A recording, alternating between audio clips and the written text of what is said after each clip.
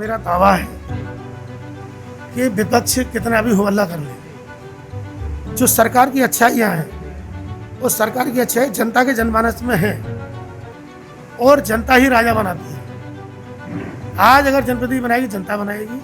हमारी पूरी सरकार जनता के लिए, गरीब के लिए, गांव के लिए समर्पित है, किसान के लिए समर्पित है। और आपने देखा भी होगा, कोई भी क्षेत्र रहा हो, चाहे गेहूं खरीद रिकॉर्ड खरीद यहाँ पर हुई हो, किसान सम्मान निधि का मसला रहा हो, पानी टेल तक पहुँचाने का मसला रहा हो, बिजली की व्यवस्था प्रॉपर तरीके से रही हो, 80 करोड़ जनता को इस कोविड पीरियड में डबल राशन दिया गया हो। ये छोटी मोटी उपलब्धि नहीं है, कहने को कुछ भी कोई कर ले, लेकिन जिस तरह का एक सुशासन की संकल्पना जनता ने की थी, उससे अच्छा सुशासन इस जनता को मिला है। योगी जी जनता के हृदय में बसे हुए हैं, मोदी जी जनता के हृदय में बसे हुए हैं। इस विपक्ष को केवल अपनी कमी छिपाने के लिए थोड़ा बहुत होहल्ला कर रहे हैं, लेकिन मैं दावे के साथ कह रहा हूँ, पूरा विपक्ष भी अगर एकजुट हो जाए, सपा बसपा कांग्रेस भी एकजुट हो जाए, फिर भी भारतीय जनता पार्टी और भी अधिक बहुमत के साथ 350 सीटों के साथ इस विधानसभा चुनाव का नेतृत्व करेगी, विजयी होगी। और मेरा दावा है आने वाला समय भाजपा का होगा। चप्पा चप्पा पर भाजपा इस समय है, चप्पा चप्पा पर भाजपा और भी अधिक बहुमत के साथ आने वाले समय में होगी।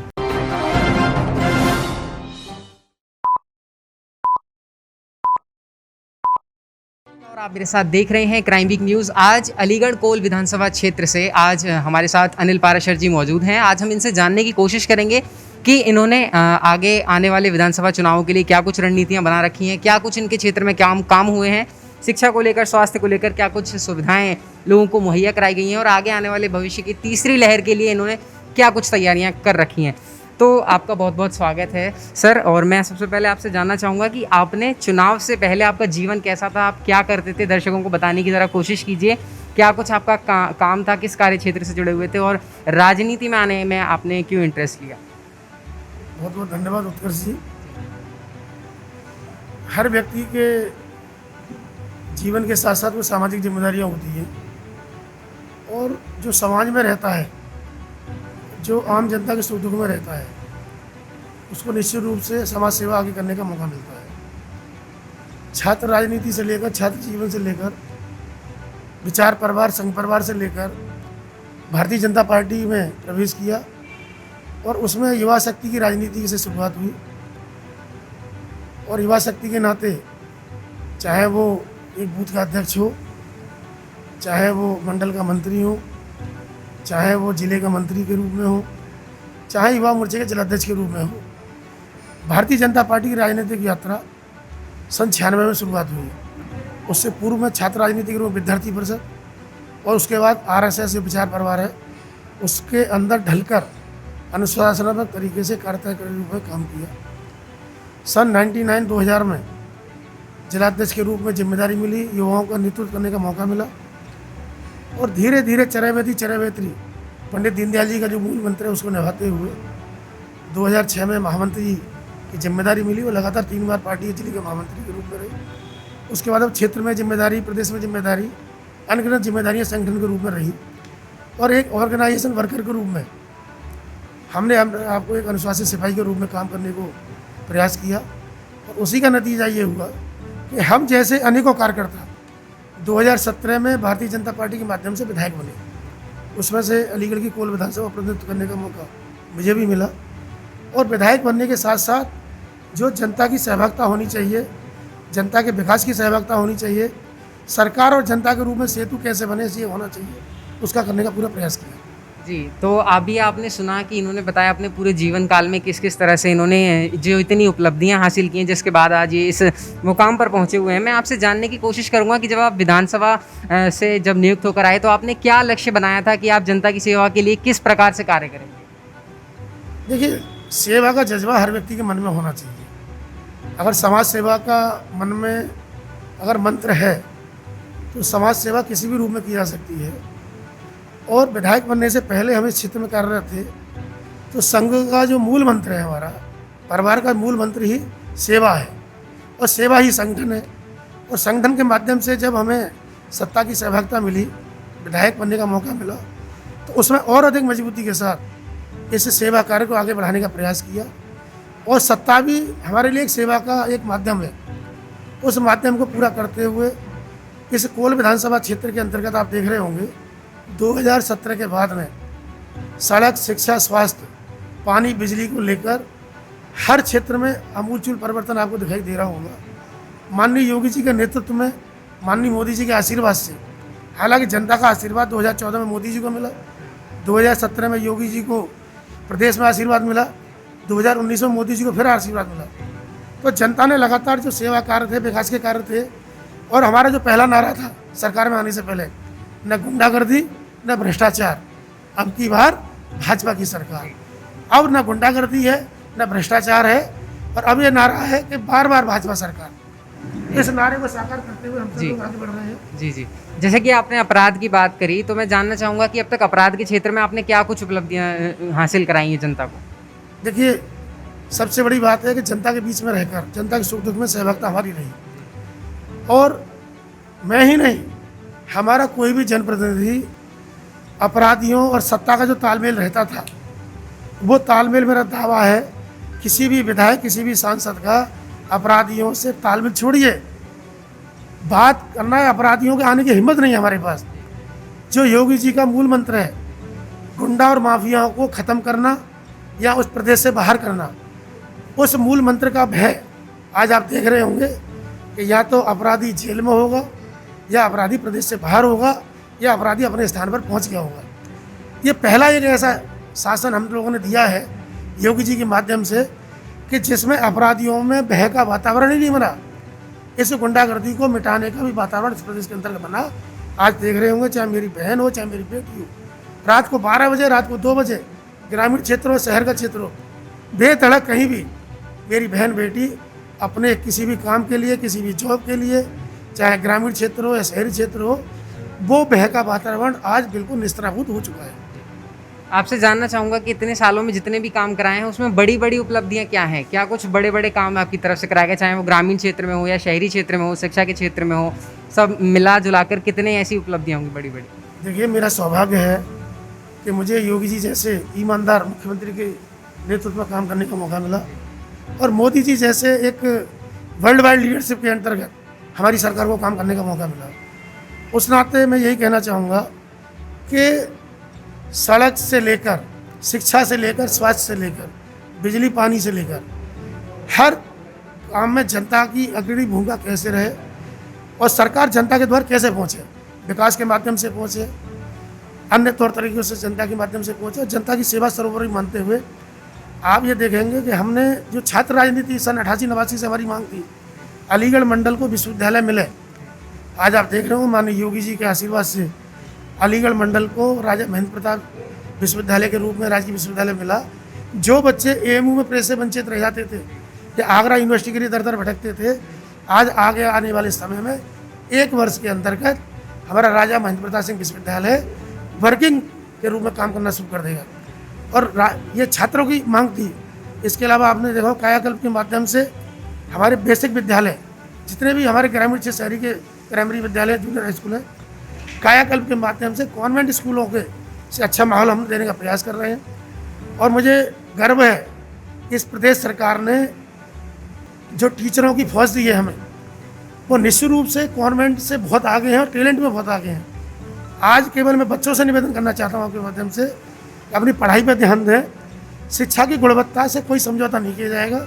शिक्षा की गुणवत्ता के लिए बहुत ही टैलेंटेड टीचर बेसिक विद्यालयों में हमारी सरकार के द्वारा नियुक्त किए गए हैं, और पूरी पारदर्शिता के साथ 70,000 टीचर और लगभग 15-20 टीचर की नियुक्ति और हो गई है अभी फिलहाल में। अन्य कोटों में लगभग 1 लाख टीचर बेसिक की नियुक्ति हमारे प्रदेश सरकार ने की है। अलीगढ़ में भी हज़ारों टीचरों की नियुक्ति इसी क्रम में हुई है। कोरोना काल न होता तो मैं दावे के साथ कह सकता हूँ स्कूलों का जो माहौल मिलता वो प्राइवेट स्कूल और गवर्नमेंट स्कूल में बेहतर माहौल बेसिक शिक्षा का आपको मिलेगा आने वाले समय। तो शिक्षा के क्षेत्र में बहुत से जुड़े हुए काम इनके द्वारा किए गए हैं, इन्होंने बताया। अब मैं जानना चाहूँगा कि कोरोना की तीसरी लहर यदि भविष्य में आती है तो उसके लिए प्रदेश में क्या कुछ और राज्य में को तो बाद में हम जानेंगे, पहले मैं जानना चाहूँगा जिले में क्या कुछ तैयारियाँ हैं। देखिए, मैं सबसे पहले योगी जी को बधाई देना चाहूँगा। उनके दूरदर्शी नेतृत्व ने कोरोना को अलीगढ़ जनपद में जड़ से ख़त्म कर दिया। पिछले 15-16 दिन से कोई भी कोरोना केस यहाँ पर माननीय मुख्यमंत्री जी की दूरदर्शिता के कारण आज नहीं है।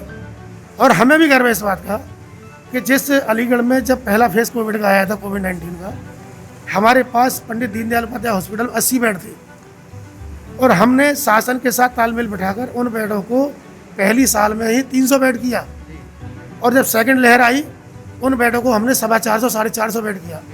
आज पंडित दीनदयाल उपाध्याय हॉस्पिटल मेडिकल के संपर्क से अपनी सेवा दे रहा है। आईसीयू की सेवा भी यहाँ पर मिल रही है हमको और विश्व स्तर की कोविड की नियंत्रण की प्रणाली पंडित दीनदयाल हॉस्पिटल में लागू है और यूपी के टॉप 10 हॉस्पिटलों में पंडित दीनदयाल हॉस्पिटल की इलाज के लिए गिनती होती है। मैं धन्यवाद देना चाहूँ माननीय योगी जी को। हमने जैसे जैसे कहा माननीय मुख्यमंत्री जी ने बिना देरी किए वो सुविधा पंडित दीनदयाल हॉस्पिटल को दी और आगे आने वाले भविष्य थर्ड फेज को देखते हुए हमने दीनदयाल हॉस्पिटल और मलखान हॉस्पिटल में 100 बेड का पीक्यू वार्ड की व्यवस्था की है। उसमें ऑक्सीजन भी है, उसमें आईसीयू बेड भी है हमारे पास। इसके अलावा हमने तालमेल बैठाकर जेएनयू में भी जेएनएमसी जो है वहाँ पर भी हमने 100 बेड की अलग से व्यवस्था की है और प्राइवेट हॉस्पिटलों का कोऑर्डिनेशन करके हर हॉस्पिटल में 25, 20, 50 बेड की पीक्यू वार्ड की व्यवस्था की है और लगभग 500 बेड की व्यवस्था थर्ड लहर को देखते हुए बच्चों के लिए देखते हुए हमारे पास ऑलरेडी है। हम आईसीयू में बहुत आगे हैं, आफ्टर केयर में बहुत आगे हैं और जो सबसे ज़्यादा ज़रूरत है में कोविड आफ्टर केयर वो भी पंडित दीनदयाल हॉस्पिटल में बहुत बेहतरीन तरीके से लागू की जा रही है। तो जैसा कि आपने सुना कि 80 बेडों से लेकर के 500 बेड तक का सफ़र इन्होंने बहुत जल्द और बहुत कम समय में तय कर लिया। अब आगे आने वाले विधानसभा चुनावों के लिए पर बात करना चाहूँगा कि भविष्य में क्या लगता है, दोबारा से आने की उम्मीद है या नहीं?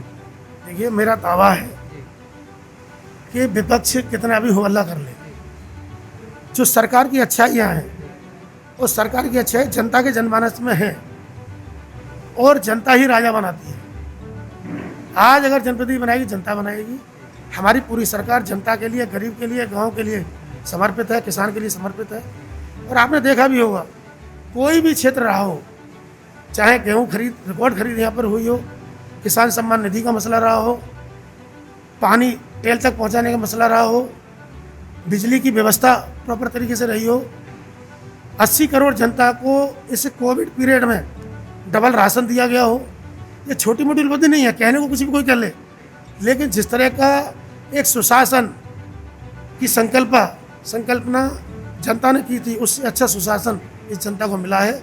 योगी जी जनता के हृदय में बसे हुए हैं, मोदी जी जनता के हृदय में बसे हुए हैं। इस विपक्ष को केवल अपनी कमी छिपाने के लिए थोड़ा बहुत होहल्ला कर रहे हैं, लेकिन मैं दावे के साथ कह रहा हूँ पूरा विपक्ष भी अगर एकजुट हो जाए, सपा बसपा कांग्रेस भी एकजुट हो जाए, फिर भी भारतीय जनता पार्टी और भी अधिक बहुमत के साथ 350 सीटों के साथ इस विधानसभा चुनाव का नेतृत्व करेगी, विजयी होगी। और मेरा दावा है आने वाला समय भाजपा का होगा। चप्पा चप्पा पर भाजपा इस समय है, चप्पा चप्पा पर भाजपा और भी अधिक बहुमत के साथ आने वाले समय में होगी। जी, तो विधायक जी का दावा है कि एक बार फिर से आएंगे। आखिरी सवाल लेना चाहूँगा आपसे, वर्तमान की राजनीति पर क्या टिप्पणी करना चाहेंगे आप? जो विपक्ष की राजनीति हो रही है, वर्तमान में जो राजनीति हो रही है, उस पर क्या टिप्पणी करना चाहेंगे? देखिए, मैं आपके माध्यम से इतना कहना चाहूँगा कि सकारात्मक जो सोच है वो व्यक्ति को बहुत आगे बढ़ाती है, चाहे वो सपा का संगठन हो, बसपा का हो, कांग्रेस का हो। इनको नेगेटिव राजनीति छोड़ देनी चाहिए, जनता के हित के साथ इन्हें काम करना चाहिए। भारतीय जनता पार्टी ने जनता को सिरमौर माना है, जनता को देवतुल्य जनता माना है और जनता के सुख दुख में हर समय निभाने का, उनका कष्ट दूर करने का प्रयास किया है। चाहे सत्ता में हो, सत्ता से बाहर हो, हमारा लक्ष्य ये रहा है कि जनता की सेवा लगातार हम करते रहें। और आज मोदी जी के नेतृत्व में, योगी जी के नेतृत्व में भारतीय जनता पार्टी का प्रत्येक जनप्रतिनिधि, प्रधान से लेकर पार्षद से लेकर प्रमुख से लेकर जिला पंचायत अध्यक्ष से लेकर महापौर से लेकर पार्षद से लेकर जनप्रतिनिधि विधायक से लेकर हर जनप्रतिनिधि एक ही चिंता है कि जनता का भला कैसा हो। चाहे सड़कों का मसला हो, चाहे साफ सफाई का मसला हो, चाहे महामारी का मसला हो, चाहे शिक्षा का मसला हो, चाहे स्वास्थ्य का मसला हो, हमारा एक ही लक्ष्य है, चरे बेती जनता के हित में हम लगातार कैसे काम करते रहे और जनता के सुख दुख में सहभागी बनकर उनकी समस्या का निराकरण जल्दी से जल्दी कराकर। और आज देख भी रहे होंगे कि ये होहल्ला करने से जनता की सेवा नहीं होती। आज कितने भी मुद्दे ऐसे होंगे, चाहे वो राम मंदिर का मसला रहा हो, इस कांग्रेस सरकार की नेगेटिविटी के कारण राम मंदिर का मसला हल नहीं हो पाया था।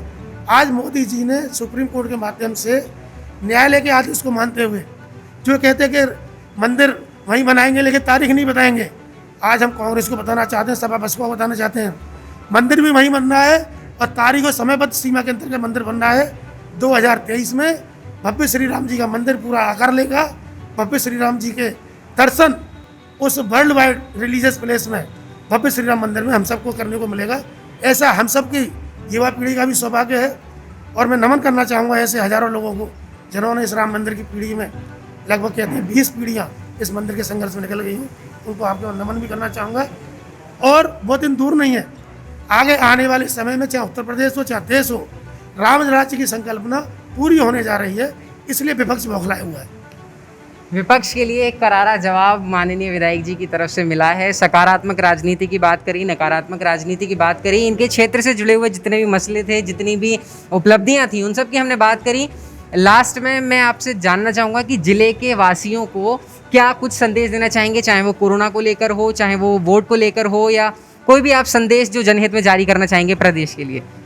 देखिए, मैं आपके माध्यम से इतना निवेदन करना चाहूँगा, अलीगढ़ जनपद की जनता ने भारतीय जनता पार्टी को भरपूर आशीर्वाद दिया और हम भी जनता से वादा करते हैं कि जो भी आशीर्वाद दिया है उसके लिए भरपूर लगातार 4.5 वर्ष तक प्रत्येक जनप्रतिनिधि ने जनता के बीच में रहकर जनता के सेवा कार्य को सर्वोपरि माना है। और आप देख भी रहे होंगे, कोई भी जनप्रतिनिधि जनता से कटा नहीं है, ना ये सत्ता में आने के बाद उसके अंदर कोई शासक की भावना उसके अंदर घर कर गई, ऐसा भी नहीं है। जनता के सेवक हैं, सेवक के रूप में हम लगातार लगे रहेंगे जनता की सेवा के लिए। और जनता से ये निवेदन करना चाहूँगा कि 5 साल किसी सरकार के लिए बहुत बड़ा समय नहीं होता। बहुत सी प्रशासनिक कमियाँ, शासन और सत्ता के बीच में कुछ तंत्र ऐसे भी होते हैं जिनको सुधारवादी प्रक्रिया रास नहीं आती।